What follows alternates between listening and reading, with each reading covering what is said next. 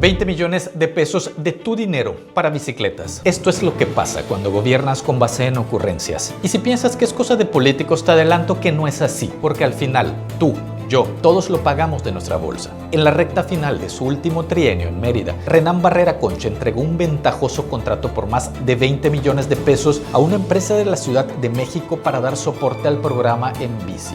Bueno, la historia de este programa de movilidad ya sabemos cómo va. Lo que Sol Yucatán acaba de investigar es que se infló el contrato en 100% en apenas 24 horas. Es decir, duplicó su valor de un día para otro. Mira la siguiente nota para que veas esta y otras irregularidades de este proyecto.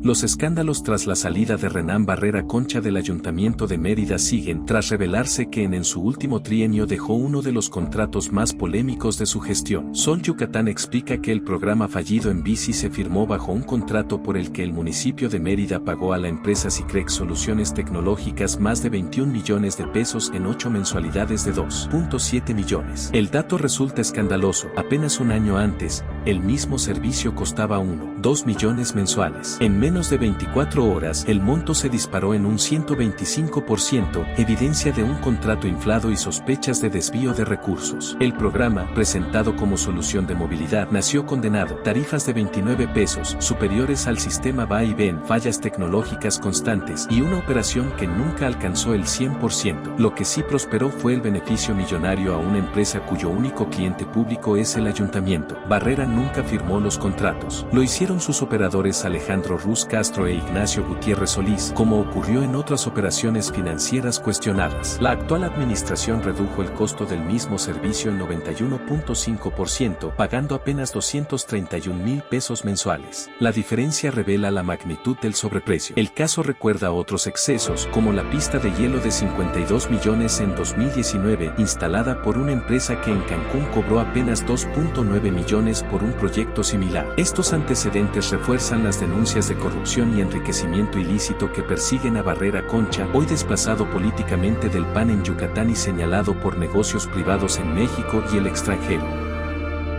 Chéquese qué ironía. Para este año, Yucatán dispone de una bolsa histórica de 740 millones de pesos para la promoción turística. Pero mejor no hablamos de los resultados. De acuerdo con Sol Yucatán, en los últimos 2 años se desplomó en 150% el turismo de reuniones en nuestro estado.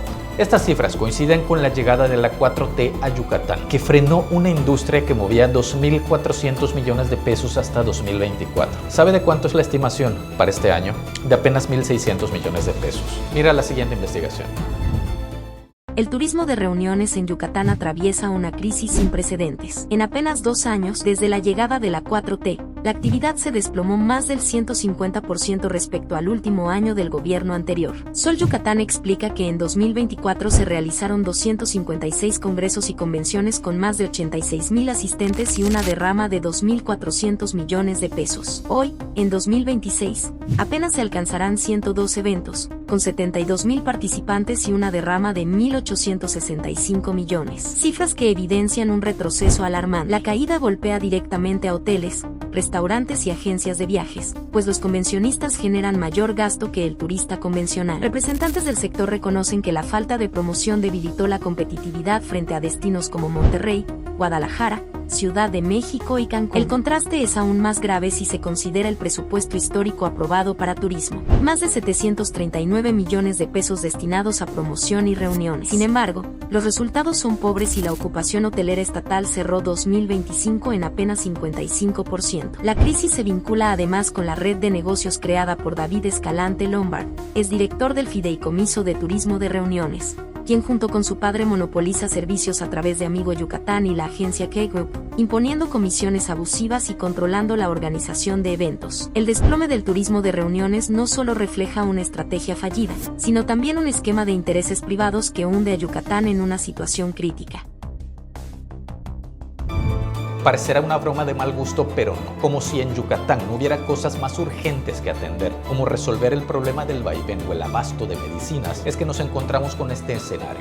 A nivel peninsular, Yucatán es el estado que más dinero entrega a sus partidos políticos. Presta atención a este análisis. Yucatán y Quintana Roo tienen una población similar estimada en 2 millones de habitantes. Pues bien, mientras en Quintana Roo destinan 70 millones de pesos para los partidos, en Yucatán nos cuestan casi el doble, 130 145 millones. Qué cosas, ¿no? Pagamos por partidos de primer nivel y recibimos esto. Te invito a verlo.